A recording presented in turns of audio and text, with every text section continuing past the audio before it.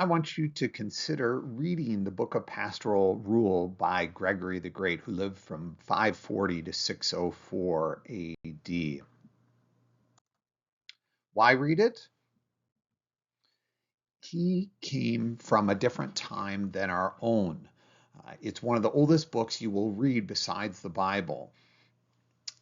Therefore, he doesn't have the same prejudices. We don't have to worry about him having modern, current biases about the issues that we're thinking about today, about the controversies since then. He was a widely respected figure in Christian history from Roman Catholic and Eastern Orthodox wings of the church. He lived it, as you'll see about his story.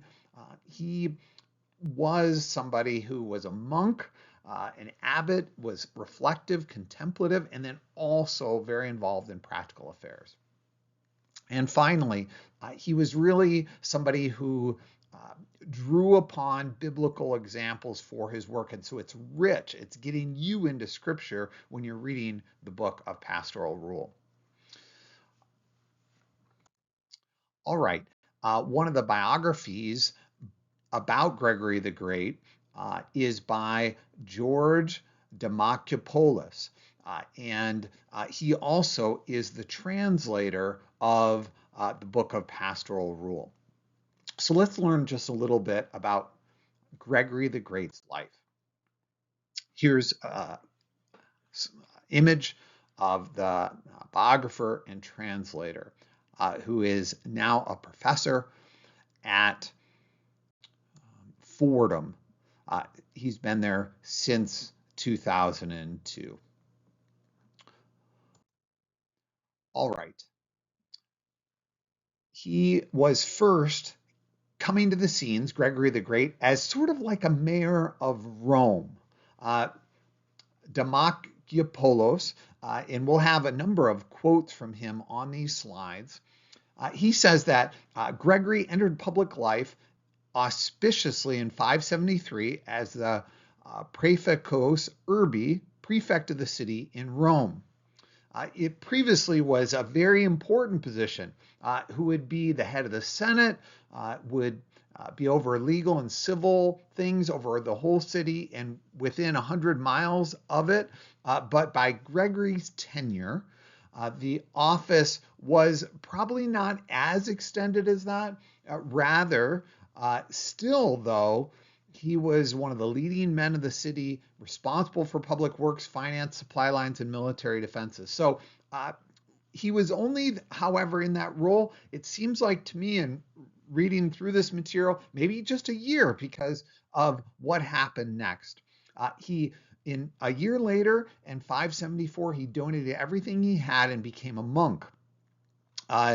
He donated all the properties that his family owned, and he created with that 6 monasteries, and also transformed his home, his Roman estate, into another monastery, where monks live.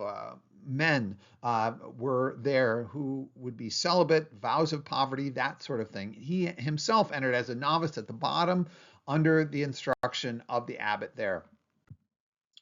Then he, just about 5 years later, after being a monk, he was placed or appointed to this position as ambassador from the Pope in Rome to the emperor in the East in Constantinople.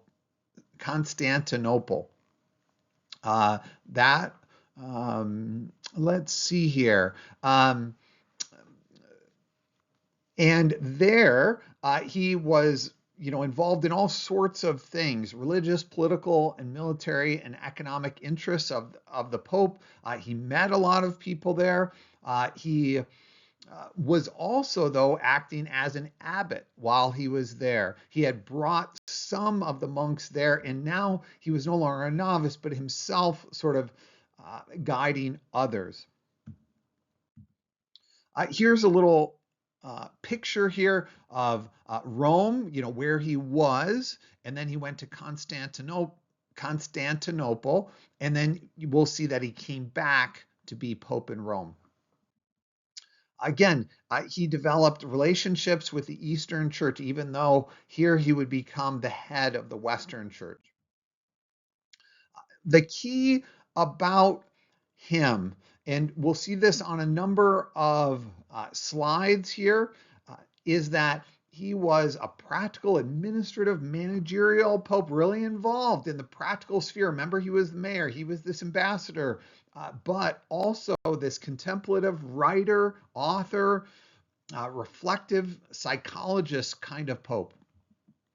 So that was really important to his identity. And that asceticism, that internal discipline, those practical habits, practices that you would do in the monastery, he also emphasized that those were for public service. They were for others.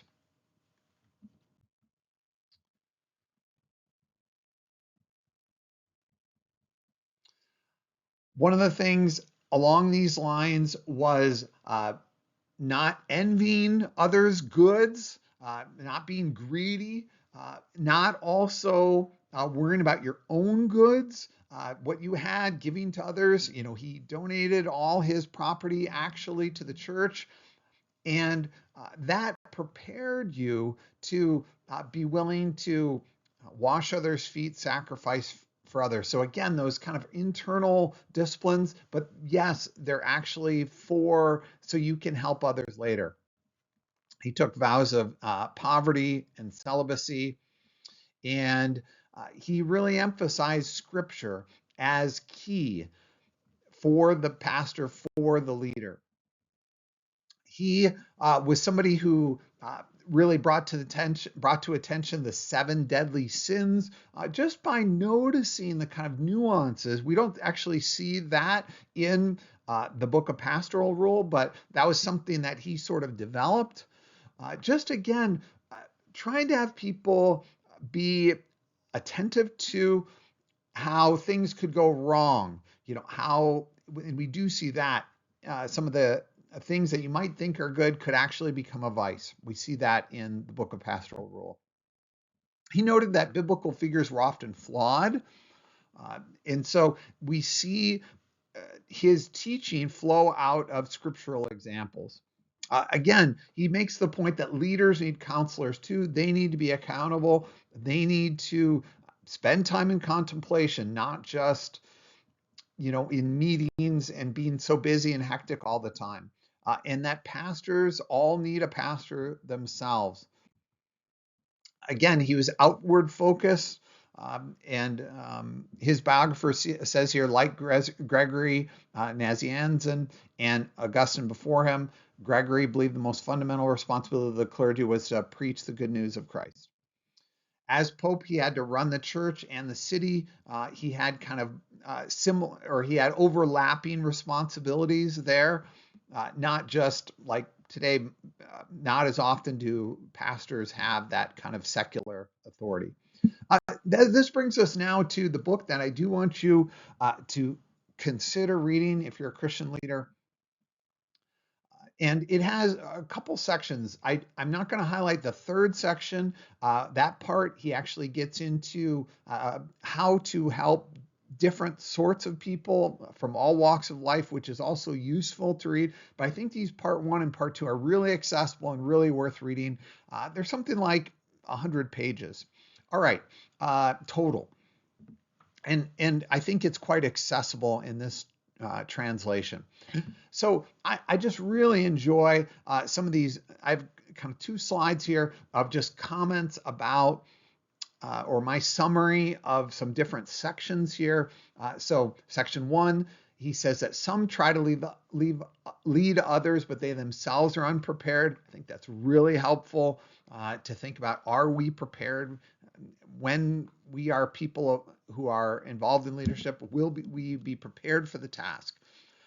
Another thing he highlights in section 2 is a bad example does a tremendous amount of harm. Somebody in leadership can cause a tremendous amount of harm. Section 3, getting to a position of spiritual authority does not prevent you from being able to fall.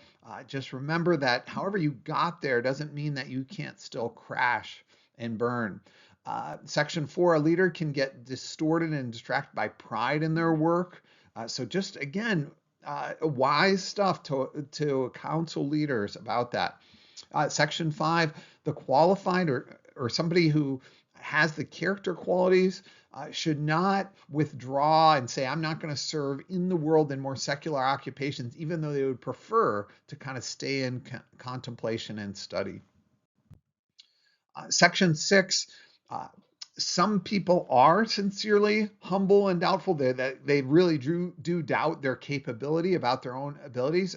We understand that, and that's something they have to work through. He points out in section 7 that Isaiah was eager to serve, Jeremiah was reluctant, Moses was kind of a combination of the two, but they all needed willingness in the end and humility. That kind of reluctance and willingness is something that is appropriate, that should go together.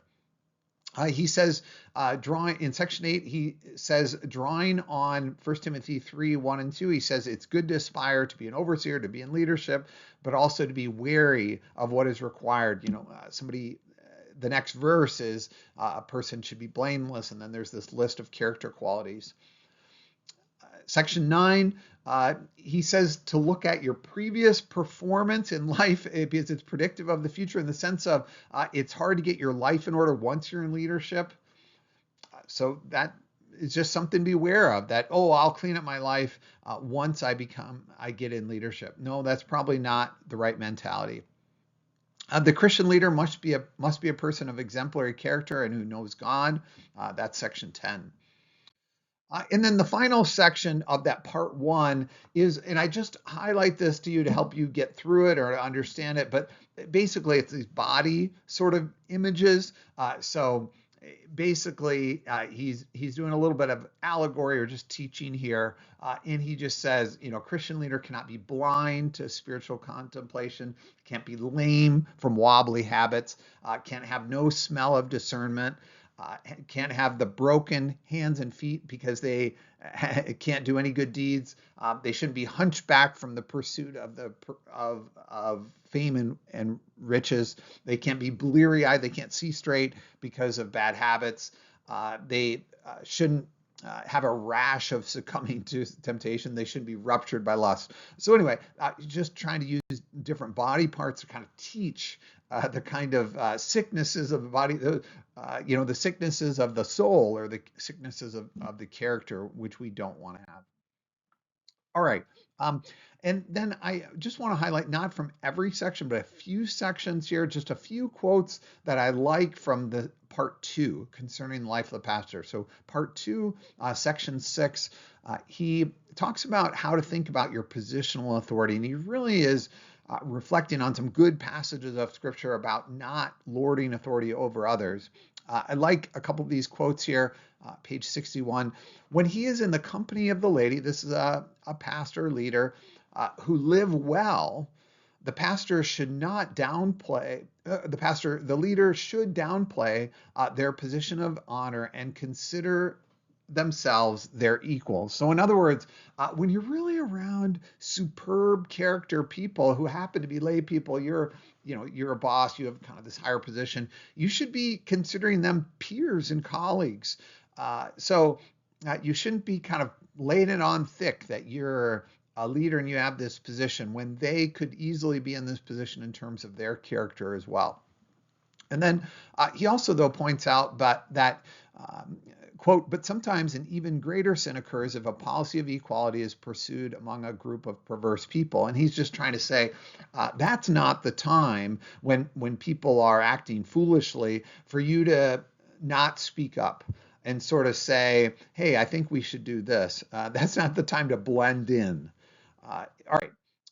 Another section, I think I like really this section 7 as well, where he talks about balancing spiritual and practical concerns.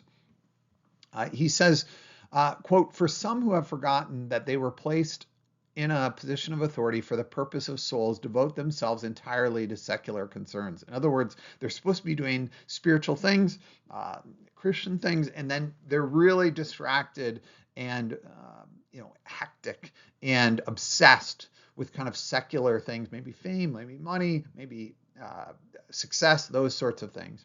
Then again, he says, quote, on the other side of things, there are some who undertake the care of the flock, but appear to be so free of these concerns for the benefit of their own spirituality that they do not concern themselves at all with external matters. So in other words, they're, so heavenly minded, they're no earthly good or something like that. They are so interested in contemplation, in, spiritual things that they don't actually care about the practical matters of the people around them. They're not loving others, because of their obsession with their spiritual life. And then I also like this from section 8 of part 2. This is a quote about people pleasing. He says there's some value in wanting to be liked, but that needs to be tempered. He says, quote, it should also be known that good spiritual directors desire to please others, but this is to lead their neighbors by the sweetness of their own character to an affection for the truth. It is not because they desire to be loved, unquote. So in other words, it's a normal thing, and actually somewhat useful and helpful, that you're not hated by those you lead or those you work with. But you're not really doing it for that. Yeah, you're doing it so that for higher aims, for there to be good to be done, and you're not doing it so that they pat you on the back and give you a lot of compliments. It's because it's the right thing to do, and it's good for a lot of these things. So for higher aims. All right. Just a couple other sections I think you benefit from reading. Again, they're accessible. Sin is easily rationalized, he says in section 9. And then he also talks about meditating on scripture and how important that is in section 11. So I recommend working through that material. Again, just final comments here on Gregory the Great. I just think that, it somehow jars us differently to read somebody from the 6th century than reading a contemporary person. Fine to read contemporary people as well, of course, but this has been a book that has been recognized by pastors throughout the centuries as useful, as insightful, as solid, and I found it that way as well. So I recommend reading the Book of Pastoral Rule by Gregory the Great. I don't think you'll be disappointed. It's good stuff.